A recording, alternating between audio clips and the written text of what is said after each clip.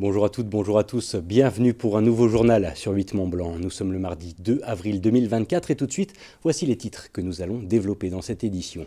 Nous débuterons en vallée de l'Arve où les autoroutes et tunnels du Mont-Blanc, accompagnés par les acteurs locaux, se mobilisent en faveur de l'environnement. Cela à travers une nouvelle ère de covoiturage, nous le verrons dans un instant.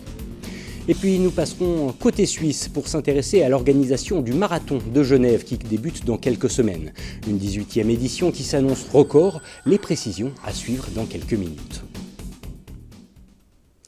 Mais avant de développer ces titres, le corps enseignant était dans la rue ce mardi. À Chambéry, les personnels de l'éducation ne faisaient pas exception à la règle. Le mouvement d'ampleur nationale dénonce le choc des savoirs, un dispositif pédagogique annoncé par Gabriel Attal alors qu'il était encore ministre de l'Éducation. Des mesures qui visent à permettre aux élèves les plus en difficulté de rattraper leur retard. De son côté, le syndicat national des enseignements de second degré, Fédération syndicale unitaire de la Savoie, plus communément appelée SNES-FSU, l'un des principaux syndicats représentant le secteur de l'éducation dans le département, dénonce de son côté notamment un tri sélectif et une école passéiste et conservatrice. On l'écoute, l'un de ses représentants au micro de Kezia Poudou. On va trier les élèves selon leurs besoins, théoriquement leur niveau, selon des évaluations qui sont maintenant standardisées sur ordinateur. On va les mettre chacun dans leur coin en CM2 pour les trier en 6e. Et c'est donc maintenant faire des groupes avec des élèves faibles, des groupes avec des élèves plutôt favorisés et forts. Et donc nous, ce qu'on craint, c'est qu'en effet, on reste dans ces groupes et que des gamins à qui on va dire « bon t'es faible, t'es dans ce groupe-là », quels efforts, quelles perspectives on lui offre à cet enfant-là. Nous, on s'élève, comme je vous ai dit, au niveau de tous les secteurs. Donc le premier degré où on va mettre en place des manuels standardisés. Donc les collègues ont une liberté pédagogique qui devient vraiment attaquée de tous les côtés. Aussi en 6e, 5e, les collègues maintenant devront suivre des méthodes standardisées, établies par le ministère. Donc c'est la perte de sens de nos métiers. Et ça, c'est très grave et c'est là-dessus qu'on veut interpeller nos collègues. Après, il y a les mesures sur le lycée professionnel aussi, où les enfants ont de moins en moins d'heures de cours, au profit de plus en plus d'heures de stage. Et au niveau du lycée général, au collège, il y a aussi le brevet des collèges qui va devenir obligatoire pour passer en seconde. Donc là aussi, on craint un tri social important. Je vous l'évoquais en titre, à Bonneville, les travaux de l'échangeur autoroutier situé dans la zone industrielle se sont enfin terminés. Le chantier consistait à rénover et agrandir le parking de covoiturage jouxtant le péage afin de décarboner les trajets des usagers. En plus du stationnement, plusieurs aménagements ont également été ajoutés. Cette nouvelle ère qui a été donc inaugurée ce vendredi 29 mars en présence des élus et des porteurs du projet. Plus de précisions dans ce reportage de Chloé Lemeur. Un parking flambant neuf avec une capacité d'accueil multipliée par 3. Ce vendredi 29 mars, après 8 mois de travaux, le chantier de l'échangeur de la zone industrielle à l'est de Bonneville s'est enfin achevé. Inaugurée en fin de journée, cette nouvelle aire possède désormais 100 places de stationnement en faveur du covoiturage. Un agrandissement stratégique pour ce secteur très fréquenté. Aujourd'hui, il faut savoir qu'on a 15 véhicules jour en plus en Haute-Savoie, donc c'est énorme. On a 600 000 déplacements qui se font en voiture sur le territoire du Léman. Et donc on a besoin que les gens, plutôt d'être en autosolisme, soient plusieurs dans la voiture. Et ça permet aussi d'améliorer la fluidité autour du giratoire. Parce qu'aux heures de pointe, on a parfois, avec le nombre de véhicules maintenant qui devient trop important, des bouchons qui sont générés par la giration. Et donc là, on a rajouté deux entrées, deux voies d'entrée sur le giratoire. Donc ça va améliorer significativement aussi la fluidité, on le voit déjà. Porté à hauteur de 50% par la société Autoroutes et Tunnels du Mont-Blanc, le chantier a aussi permis de réaliser d'autres aménagements avec l'objectif de faciliter les mobilités douces et durables à proximité de l'autoroute. On a aussi interconnecté cet espace avec des liaisons douces piétonnes en sécurité, vélo pour venir ici, et demain, dans quelques semaines, dans quelques mois, les interconnexions aussi avec les grandes lignes de bus régionales et départementales, de sorte qu'on puisse avoir de nouvelles pratiques, parce que l'autoroute est absolument indispensable. Je rappelais que 88% des transports dans notre pays se font par la route ou l'autoroute. Mais par contre, nous devons inventer de nouvelles formes de mobilité et faciliter, sécuriser et donner la possibilité à celles et ceux qui le peuvent de venir ici et de participer ensuite dans les transports en covoiturant. Au total, le coût des travaux s'élève à 2,5 millions d'euros. Parmi les autres financeurs du projet, la communauté de communes Faucigny-Glières, à hauteur de 20%.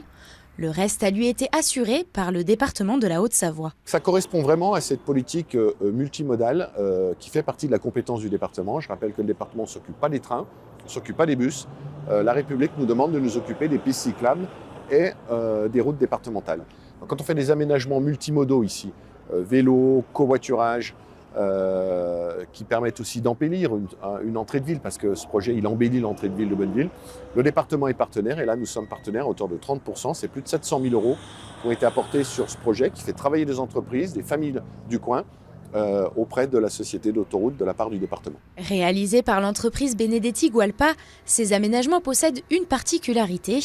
La présence d'enrobés drainants pour dépolluer l'eau avant d'être rejetée dans le sol et d'un bassin pour éviter les inondations en cas de forte pluie. La 18e édition du Marathon de Genève aura lieu les 4 et 5 mai prochains. Année après année, l'épreuve genevoise a gagné en popularité mais aussi en notoriété. D'ailleurs, ce cru 2024 s'annonce d'ores et déjà historique avec un record de participation sur les différentes courses prévues. Dans cette optique de développement, la semaine dernière, les organisateurs ainsi que l'Office du tourisme du Pays de Gex ont signé une convention de partenariat. Voyez ce reportage de Sébastien Germain avec les images de Théo Martinez. C'est une barre ô combien symbolique qui va donc être battue les 4 et 5 mai prochains. Pour sa 18e édition, le Marathon de Genève va dépasser les 20 000 participants inscrits sur les différentes courses prévues sur les 2 jours de compétition.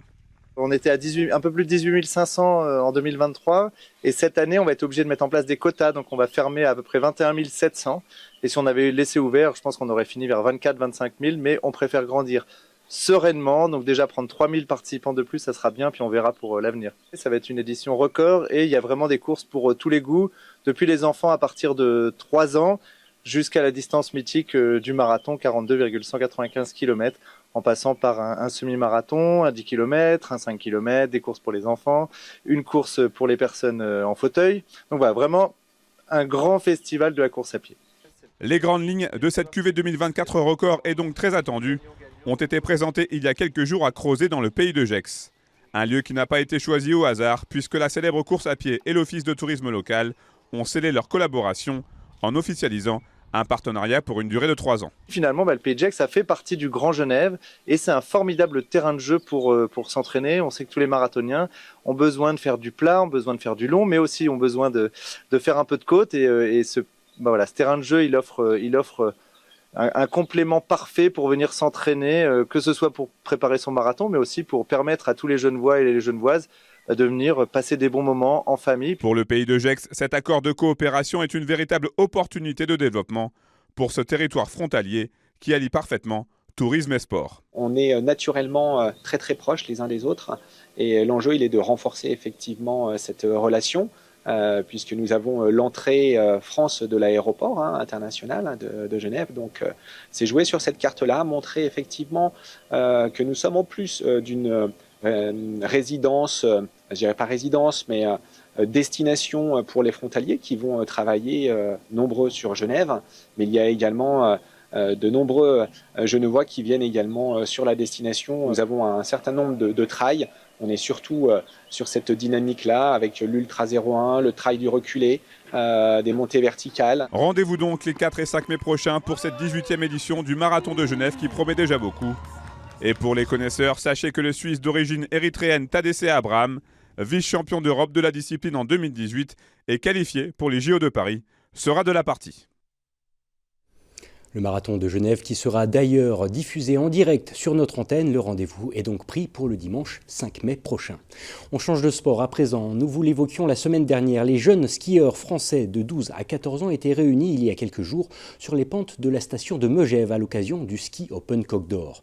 Une compétition véritable antichambre du ski de haut niveau qui a dû cette année composer entre les chutes de neige et les vents violents afin de proposer à tous ces champions en herbe des pistes de qualité. Des épreuves qui ont toutefois été annulées ce samedi justement à cause de la météo. On revient sur l'événement avec ce reportage. Au pied des stades de la Côte de Mille, ils sont plus de 1600 jeunes skieurs à vouloir se démarquer de la concurrence. Venus des 4 coins de France, tous se sont réunis à Megève pour tenter de lancer leur carrière. Il faut dire que le ski Open Coq d'Or fait partie des compétitions incontournables pour tout jeune qui souhaite faire du ski un objectif de vie. Un événement qui a demandé près d'1 année et demie de préparation, tant pour les écoles du ski français que pour les équipes de la station mobilisées depuis le début de l'hiver. Fabrication, production de neige, de culture en amont et c'est un enjeu important. On avait malheureusement dû annuler le Coq d'Or l'année dernière pour des raisons, pas de manque de neige, mais vraiment de mauvaises conditions dangereuses en termes de manteau neigeux et de conditions météo. Et cette année, malgré les conditions météo difficiles, on y arrive quand même, on arrive à produire des pistes, des stades corrects et des conditions de course plus que correctes pour tout le monde. Âgés de 12 à 14 ans, la plupart de ces skieurs se confrontent en effet pour la première fois au reste du meilleur niveau national.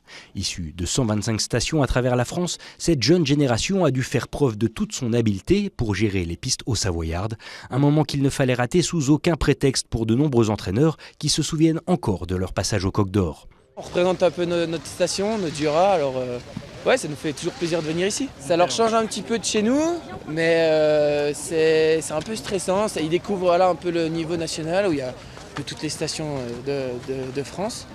Mais ouais, c'est une belle expérience. Là, ça va mieux, mais ouais, c'était pas facile. Bon, nous, on a un peu l'habitude de skier un peu dans les trous chez nous, mais là ça va, ça c'est mieux, là, ça s'éclaircit, donc c'est cool. Et pour garantir que l'envie et la motivation à poursuivre dans cette voie soient toujours là, cela fait de nombreuses années déjà que l'événement rassemble autour des courses tous les grands noms du ski français qui participent au rêve d'une carrière prolifique. C'est que ce soit festif aussi autour de la partie sportive. Il y a tout un tas d'athlètes qui viennent, d'ailleurs qui sont en séance de dédicace aujourd'hui pour les enfants, qui sont à disposition quelque part des enfants. Et puis on essaye de vraiment y mettre de l'animation autour pour faire rêver les enfants pour devenir champions, pour devenir skieurs de plus ou moins haut niveau. Mais en tout cas, performer dans le ski et avoir toujours envie de continuer à skier. Et si ce samedi les conditions météo ont poussé les organisateurs à annuler la grande finale, l'avenir est déjà tout tracé pour ces champions de demain. Un cursus qui passera par le ski d'or pour les skieurs âgés de 14 ans, une épreuve qui se déroulera dans la station d'Essaizy dès le week-end prochain. Et nous voilà déjà arrivés au terme de cette édition du journal de la rédaction. Merci à toute l'équipe et merci à vous téléspectateurs pour votre intérêt pour l'actualité sur notre antenne. Juste après ce journal, Thierry Paul me prend la suite pour son bulletin météo. Et quant au retour des news sur notre antenne, c'est pour demain à partir de 18h. Mais d'ici là, je vous souhaite une agréable fin de journée avec nos programmes. À bientôt.